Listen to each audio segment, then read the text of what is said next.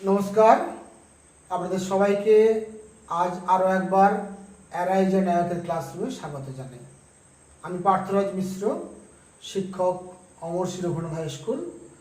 আমার স্নেহের ছাত্রছাত্রীরা, তোমরা নিশ্চয়ই ভালো আছো। আমি আজকের ক্লাসে আলোচনা করব বায়ুর আর্দ্রতা।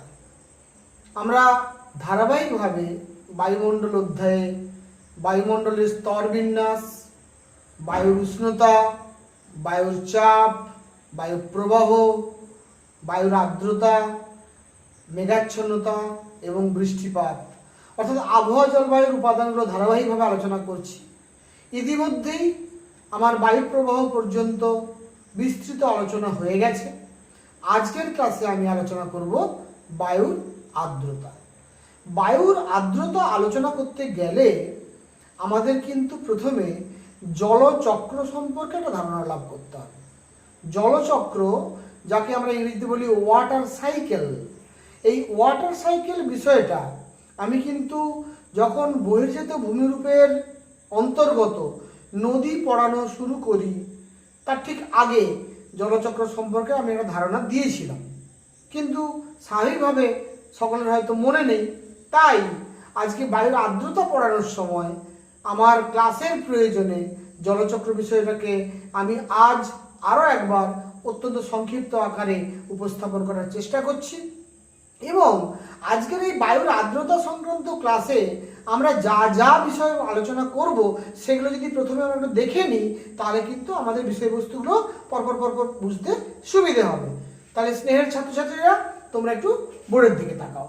প্রথমে আমরা আলোচনা করবো জলচক্রের ধারণা, জলচক্র বলতে আমরা কি বুঝি। তারপরে আমরা আলোচনা করবো জলচক্রের উপাদান, জলচক্রের উপাদানগুলো কি কি।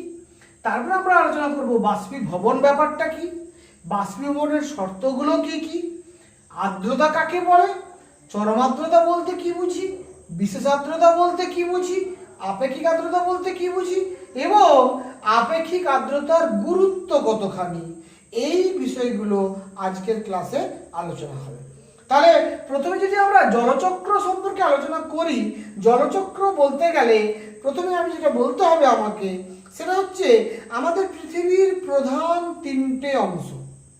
একটার নাম হচ্ছে, আমরা বলতে পারি, আমরা যদি এটা মানে ছোট্ট করে ছবি এঁকে নিই তাহলে ব্যাপারটা আমাদের বুঝতে সুবিধে হবে। এইটা যদি পৃথিবী হয়, এটা যদি পৃথিবীর কেন্দ্র হয়, তাহলে আমরা জানি এইটা হচ্ছে আমার জলভাগ।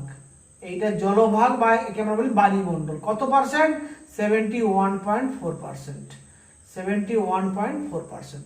আর এইটা 28.6%, এইটা হচ্ছে স্থলভাগ বা এটাকে আমরা বলবো শিলামণ্ডল। আর পৃথিবী চারিদিকে 10,000 কিলোমিটার পর্যন্ত যে বায়ুমণ্ডল পৃথিবীকে বেষ্টন করে আছে, এইটার নাম হচ্ছে আমরা বলবো বায়ুমণ্ডল। তাহলে শিলামণ্ডল, বায়ুমণ্ডল আর বায়ুমণ্ডল, এই তিনটে নিয়ে আমার পৃথিবী।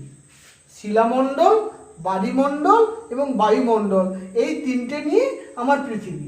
আমি কেন এটা বলছি জলচক্র বলতে কি না, জলচক্র হচ্ছে আমাদের যে বায়ুমণ্ডল আছে যেটাকে আমরা জলভাগ বলছি, আমাদের যে শিলামণ্ডল আছে যেটাকে স্থলভাগ বলছি, এখানে যত ধরনের জলভাগ আছে, অর্থাৎ এখানে আছে সাগর, মহাসাগর, এছাড়া এখানে আছে নদী, নালা, খাল, বিল, পুকুর, হ্রদ ইত্যাদি।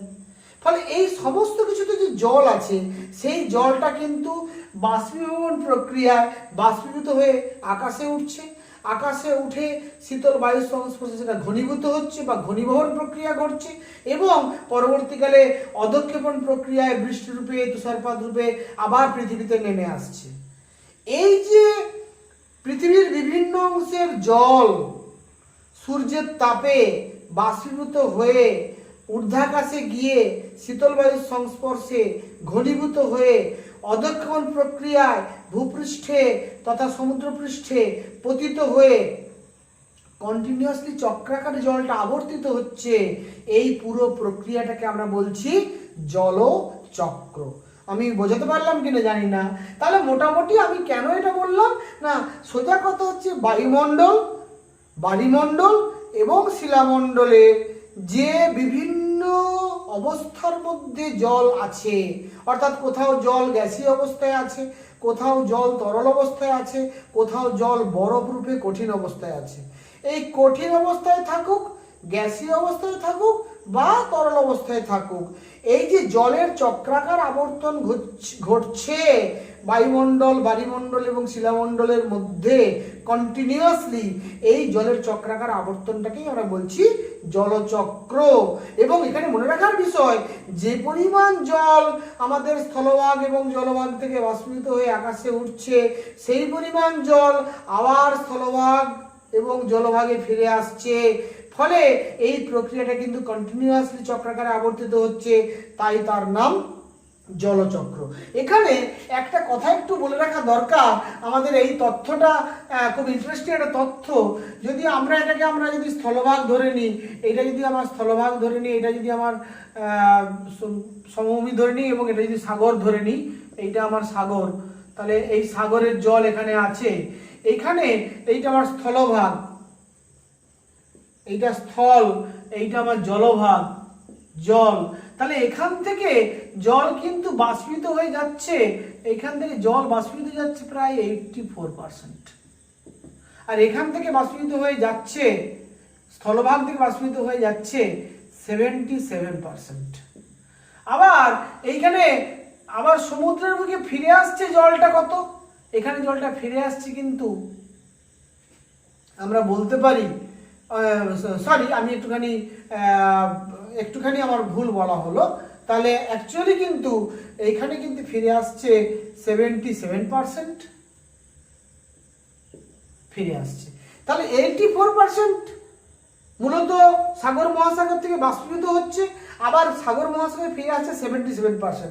বাকি যে জলটা, অর্থাৎ 77 to 84, এই যে জলটা 84% যদি জলভাগ থেকে বাষ্পীভবন ঘটে, তাহলে স্থলভাগ থেকে বাষ্পীভবন কত করছে? স্থলভাগ থেকে বাষ্পীভবন করছে 16%।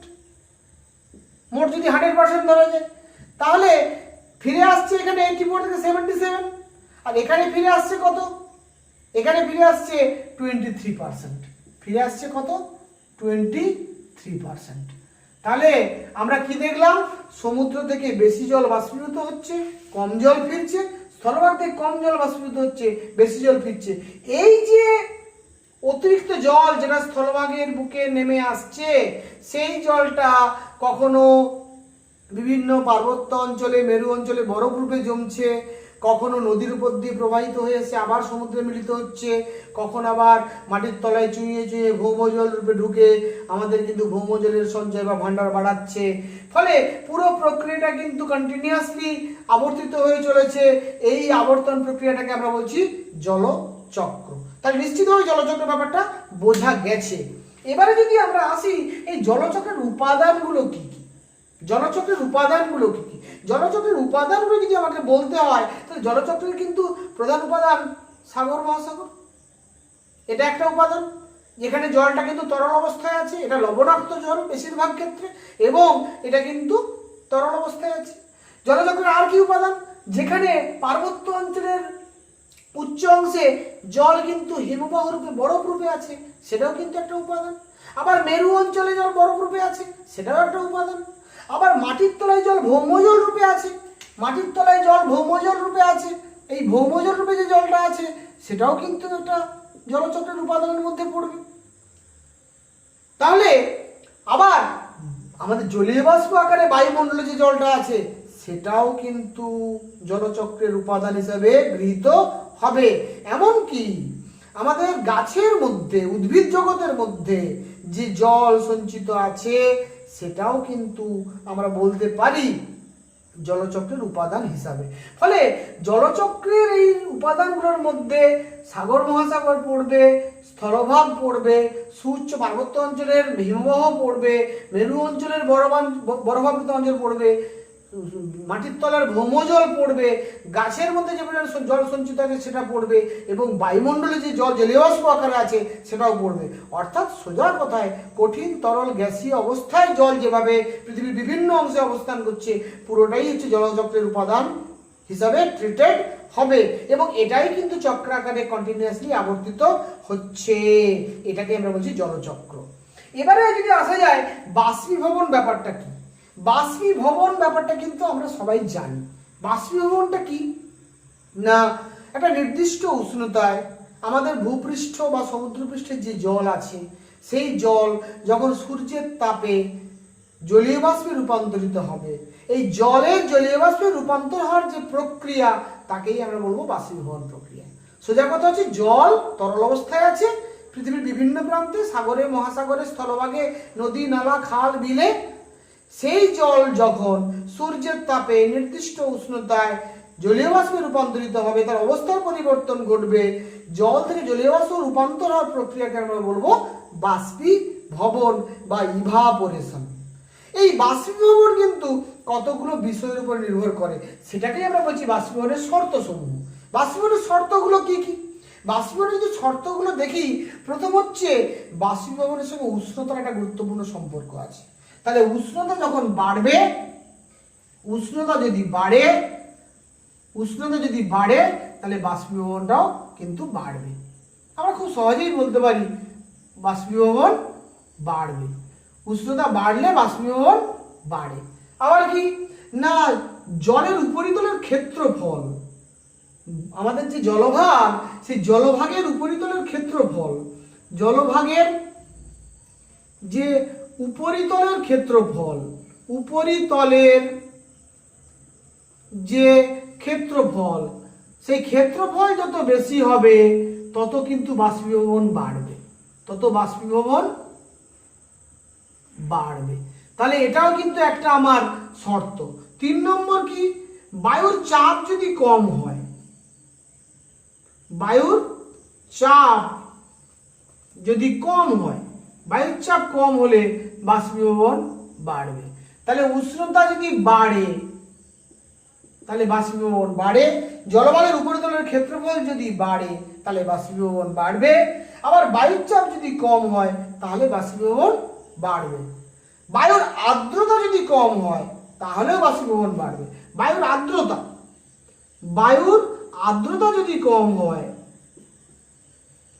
তাহলেও কিন্তু বাষ্পীভবন বাড়বে।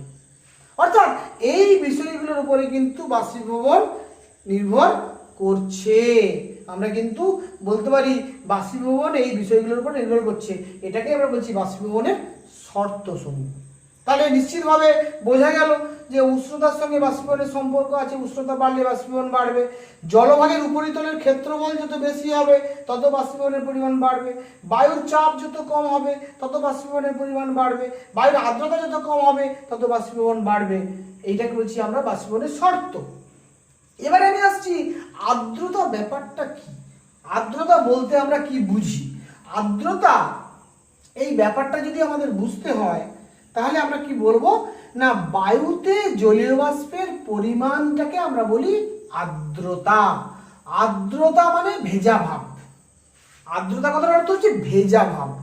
বায়ুতে জলীয় বাষ্পের পরিমাণটাকে আমরা বলবো আর্দ্রতা। কোনো নির্দিষ্ট স্থানে, কোনো নির্দিষ্ট সময়ে বায়ুতে যে পরিমাণ জলীয় বাষ্প আছে বা বায়ুর যে পরিমাণ জলীয় বাষ্প ধারণ করার ক্ষমতা আছে, সেখানে সেই সময় যে উষ্ণতা আছে এবং যে আয়তনের বায়ু আছে তার উপরে ব্যাপারটা নির্ভর করবে। সেই বিষয়টাকে আমরা বলবো বায়ুর আর্দ্রতা। আমি আবারও বলছি, তাহলে বায়ুর আর্দ্রতা মানে কোনো নির্দিষ্ট স্থানের, কোনো নির্দিষ্ট সময়ে, সেই সময়ে যে ওই স্থানের উষ্ণতা যদি নির্দিষ্ট ধরে নিই এবং ওই স্থানে যদি বায়ু আছে, বায়ুর যদি আয়তনটাকে আমি নির্দিষ্ট ধরে নিই, তাহলে ওখানে যে পরিমাণ বায়ু আছে সেটাকেই আমরা বলছি বায়ুর আর্দ্রতা। তাহলে বায়ুর আর্দ্রতা এর ইংরেজি হচ্ছে হিউমিডিটি। আর্দ্রতাকে আমরা ইংরেজি বলি হিউমিডিটি। তাহলে চরম আর্দ্রতা ব্যাপারটা কি? চরম আর্দ্রতাকে আমরা ইংরেজিতে বলি absolute humidity. Absolute humidity, humidity. তাহলে অ্যাবসোলিউট হিউমিডিটি আমি কাকে বলবো বা চরম আর্দ্রতা আমি কাকে বলবো না, কোনো নির্দিষ্ট উষ্ণতায়, এইখানটা একটুখানি খেয়াল করতে হবে, এই দুটো কথা কিন্তু বলতেই হবে। কোনো নির্দিষ্ট উষ্ণতায়, অর্থাৎ উষ্ণতাকে এবং আয়তনকে ধ্রুবক করতে হবে। উষ্ণতা আয়তন যদি ধ্রুবক কনস্ট্যান্ট না করি তাহলে কিন্তু এটা সংজ্ঞাটা নির্ধারণ করা যাবে না। কোনো নির্দিষ্ট উষ্ণতায় নির্দিষ্ট আয়তনের বায়ুতে নির্দিষ্ট আয়তনের বায়ুতে যে পরিমাণ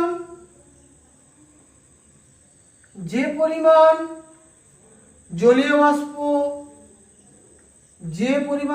বাষ্প আছে বা অবস্থান করছে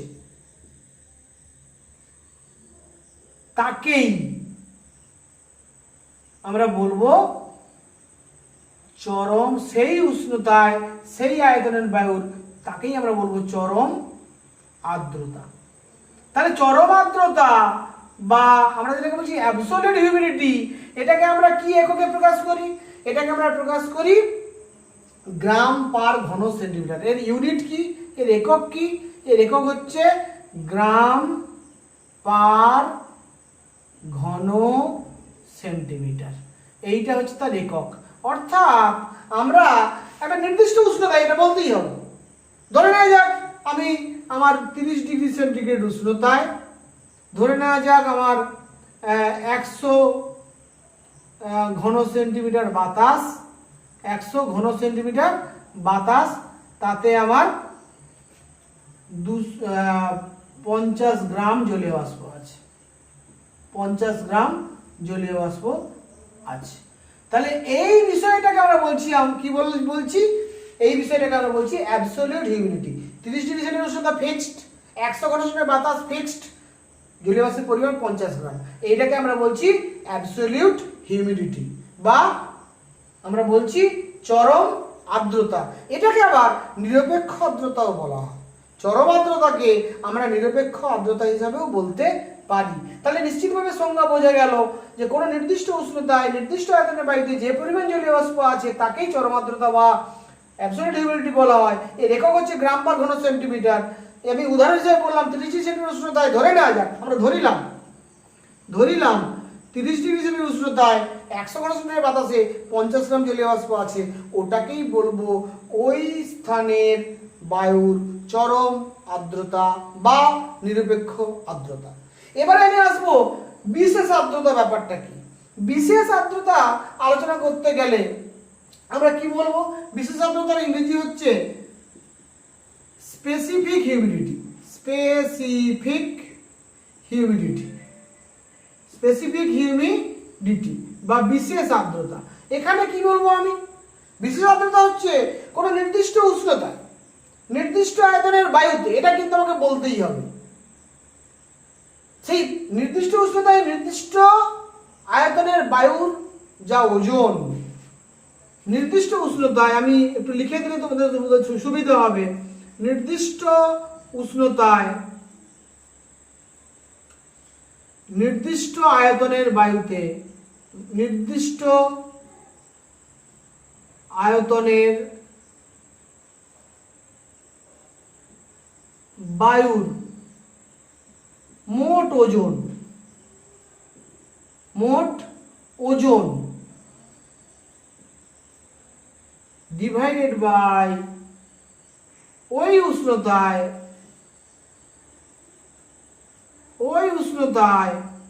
ওই আয়তনের বায়ুতে জলীয় বাষ্পের ওজন, শুধু জলীয় বাষ্পের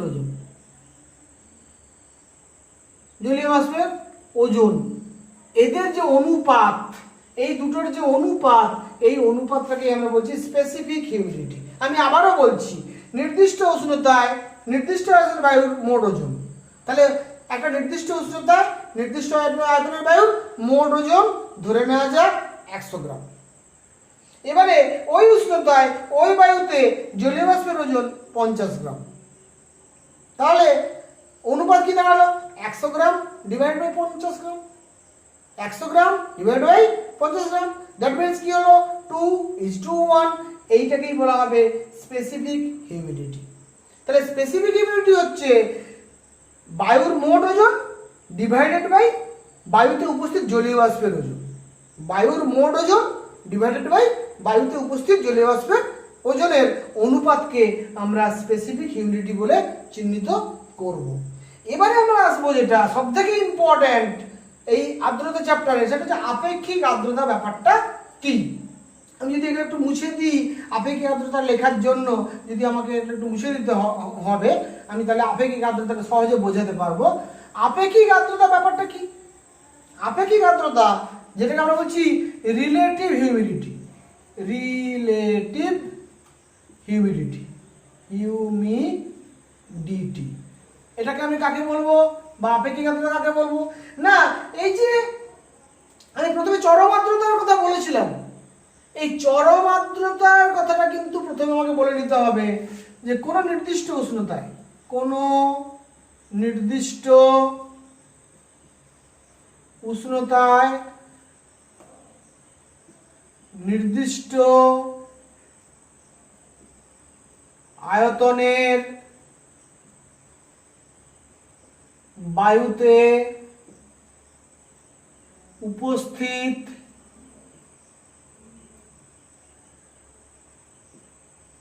জলীয় বাষ্পের পরিমাণ ডিভাইডেড বাই ওই উষ্ণতায় ওই পরিমাণ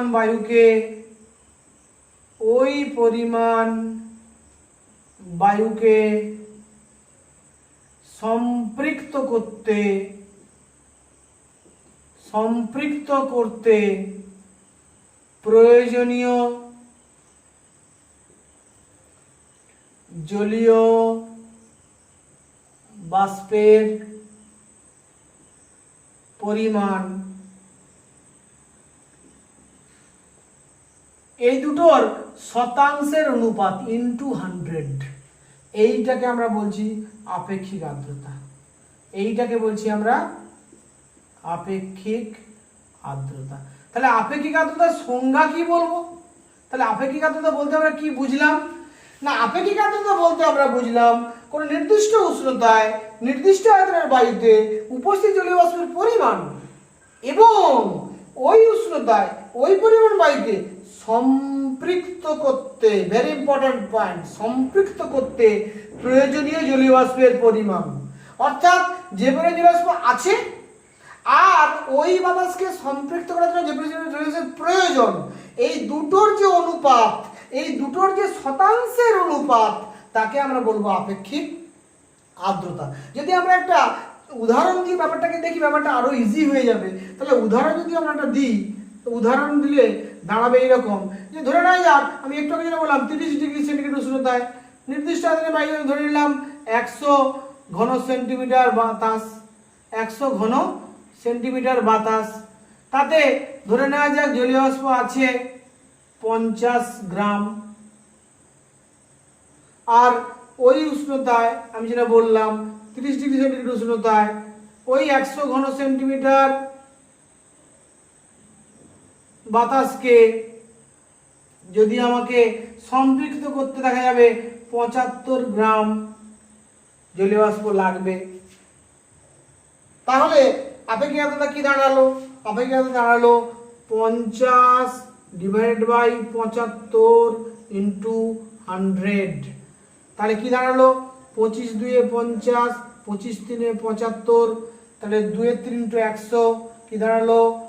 এটা দাঁড়ালো 66.6%। অর্থাৎ আপেক্ষিক আর্দ্রতা কিন্তু সবসময় অনুপাতে প্রকাশ করা হয়, সরি পার্সেন্টেজে প্রকাশ করা হয়। আমি অনুপাতে বলে ভুল বললাম, পার্সেন্টেজে, শতকরা হিসেবে প্রকাশ করা হয়। তাহলে এইরকম একটা ক্ষেত্রে কিন্তু আমি দেখতে পাচ্ছি যে আপেক্ষিক আর্দ্রতা দাঁড়াচ্ছে 66.6%। এবারে আপেক্ষিক আর্দ্রতা যত বাড়বে, আপেক্ষিক আর্দ্রতা গুরুত্বটা কোনখানটাতে? আপেক্ষিক আর্দ্রতা তোমরা কিন্তু নিশ্চিতভাবে টিভিতে, রেডিওতে যখন আবহাওয়ার প্রত্যেক দিনের বিভিন্ন ধরনের পূর্বাভাস দেওয়া হয়, তখন কি কি বিষয়ে বলা হয় বলতো? তখন বলা হয় আজকে দিনের সর্বোচ্চ তাপমাত্রা কত ছিল, আজকে দিনের সর্বনিম্ন তাপমাত্রা কত ছিল, আজকে বাতাসে আপেক্ষিক আর্দ্রতার পরিমাণ কত ছিল, আর আজকে বৃষ্টিপাত হয়েছে কি হয়নি, যদি হয়ে থাকে কত মিলিমিটার বা কত সেন্টিমিটার বৃষ্টিপাত হয়েছে। এই 4-5টি কথা কিন্তু প্রত্যেক দিন আবহাওয়ার পূর্বাভাসে বলা হয়, আবহাওয়ার রিপোর্টে বলা হয়। এর বাইরে যখন স্পেশাল কোনো আবহাওয়ার পরিস্থিতি চলতে থাকে, প্রচণ্ড ঘূর্ণিঝড়, ঝড় ঝঞ্ঝা, প্রাকৃতিক দুর্যোগ চলে, তখন অন্য বিস্তৃতভাবে বলা হয়। কিন্তু রেগুলার এই কটা জিনিস বলা হয়: সর্বোচ্চ উষ্ণতা, সর্বনিম্ন উষ্ণতা এবং আপেক্ষিক আর্দ্রতা, বৃষ্টিপাতের পরিমাণ বলা হয়। এই আপেক্ষিক আর্দ্রতা এর গুরুত্বটা কোথায়? না, আপেক্ষিক আর্দ্রতা গুরুত্বটা যদি আমাকে বুঝতে হয়, তাহলে আপেক্ষিক আর্দ্রতার সঙ্গে উষ্ণতার সম্পর্কটা বুঝতে হবে। আপেক্ষিক আর্দ্রতার সঙ্গে কিন্তু উষ্ণতার সম্পর্ক ব্যস্তানুপাতিক। আপেক্ষিক আর্দ্রতার সঙ্গে উষ্ণতার সম্পর্ক ব্যস্তানুপাতিক, মানে উষ্ণতা বাড়লে আপেক্ষিক আর্দ্রতা কমবে, আর উষ্ণতা কমলে আপেক্ষিক আর্দ্রতা বাড়বে। তাহলে আপেক্ষিক আর্দ্রতার সঙ্গে যদি উষ্ণতার সম্পর্ক ব্যস্তানুপাতিক, তাহলে ঘটনাটা কি ঘটবে? না, যত আপেক্ষিক আর্দ্রতার পার্সেন্টেজ বাড়বে তত কিন্তু বৃষ্টিপাতের সম্ভাবনাটাও বাড়বে। আপেক্ষিক আর্দ্রতার পার্সেন্টেজ যত বাড়বে তত বৃষ্টিপাতের সম্ভাবনা বাড়বে। আর কি না, আপেক্ষিক আর্দ্রতার মাধ্যমে আমরা কিন্তু পৃথিবীর বা ভূপৃষ্ঠের তাপ বিকিরণের হার বুঝতে পারি। আমাদের ভূপৃষ্ঠ কি হারে তাপ বিকিরণ করছে, বায়ুমণ্ডলে কি হারে তাপ বিকিরণ করছে মহাকাশের দিকে, আমরা কিন্তু সেটাও বুঝতে পারি। ফলে ঝড়ের পূর্বাভাস, বৃষ্টিপাত হবে কিনা, এগুলো সবই কিন্তু আপেক্ষিক আর্দ্রতার দ্বারা আমরা অনুধাবন করতে পারি। ফলে আপেক্ষিক আর্দ্রতা কিন্তু আবহাওয়া জলবায়ুর একটি অত্যন্ত গুরুত্বপূর্ণ একক হিসেবে আমরা চিহ্নিত করতে পারি। শুধু তাই নয়, তাহলে চরম আর্দ্রতা, বিশেষ আর্দ্রতা এবং আপেক্ষিক আর্দ্রতা, এই তিনটে বিষয় কিন্তু বায়ুর আর্দ্রতার সংক্রান্ত অত্যন্ত গুরুত্বপূর্ণ বিষয়। পরীক্ষাতে এগুলো থেকে জেনারেলি 1 নম্বর 2 নম্বরের প্রশ্ন আসে, শর্ট প্রশ্ন আসে, টিকাধর্মী প্রশ্ন আসে, সংজ্ঞাধর্মী প্রশ্ন আসে। এই টিকা এবং সংজ্ঞাগুলো বলার ক্ষেত্রে উষ্ণতা এবং আয়তনকে কিন্তু অবশ্যই কনস্ট্যান্ট বা ধ্রুবক বলতে হবে এবং একক দিয়ে বলতে হবে কোনটার কি একক। চরম আর্দ্রতা বা নিরপেক্ষ আর্দ্রতার একক গ্রাম পার ঘন সেন্টিমিটার। আবার বিশেষ আর্দ্রতা বলতে আমরা কিন্তু দুটো ওজনের অনুপাতটাকে বুঝি। আবার আপেক্ষিক আর্দ্রতা বলতে কিন্তু আমরা জলীয় বাষ্প যে পরিমাণ আছে, দেখবেন চরম আর্দ্রতা ডিভাইডেড বাই বায়ুকে সম্পৃক্ত করার জন্য প্রয়োজনীয় জলের পরিমাণ, এই দুটোর শতাংশের অনুপাতকে বুঝি। এই তিনটে বিষয় ভালো করে বুঝতে হবে। এক্ষেত্রেও সেই একই কথা বলবো, কনসেপশন ইজ ভেরি ইম্পর্ট্যান্ট। ফলে যার যত কনসেপশন সুন্দরভাবে গড়ে উঠবে, সে পরীক্ষায় তত নির্ভুলভাবে উত্তর লিখে আসতে পারবে। তাই আমার স্নেহের ছাত্রছাত্রীরা এবং যারা প্রতিযোগিতামূলক পরীক্ষার জন্য প্রস্তুতি নিচ্ছেন, সকলের প্রতি আমার আহ্বান, আপনারা সবাই মন দিয়ে ভিডিওটা দেখবেন, শেষ পর্যন্ত ভিডিওটা দেখবেন, যাতে করে বিষয়টা সম্পর্কে সম্পূর্ণ ধারণা লাভ করা যায়, সম্পূর্ণ জ্ঞান লাভ করা যায়। এবং যদি আপনাদের ক্লাসটা ভালো লেগে থাকে, তাহলে নিশ্চিতভাবে লাইক, শেয়ার এবং সাবস্ক্রাইব করে আমাকে আনন্দ দেবেন এবং আপনার বন্ধু বান্ধবকে আপনারা শেয়ার করে সবাই যাতে বিষয়ে জানতে পারে তার ব্যবস্থা করবেন। সেই সঙ্গে সম্মানীয় সমস্ত শিক্ষক শিক্ষিকা মণ্ডলী যারা আমার ক্লাস দেখছেন, তাদের কাছেও আমার বিনীত আবেদন, আপনারা যদি আমার ক্লাসটা ভালো লেগে থাকে আপনার ছাত্রদেরকে কিন্তু আপনারা শেয়ার করবেন। এই কথা বলে সবাইকে আরও একবার যথাযোগ্য স্থানে সম্মান, শ্রদ্ধা, শুভেচ্ছা জানিয়ে আজকের ক্লাস এখানে শেষ করছি। শুভরাত্রি।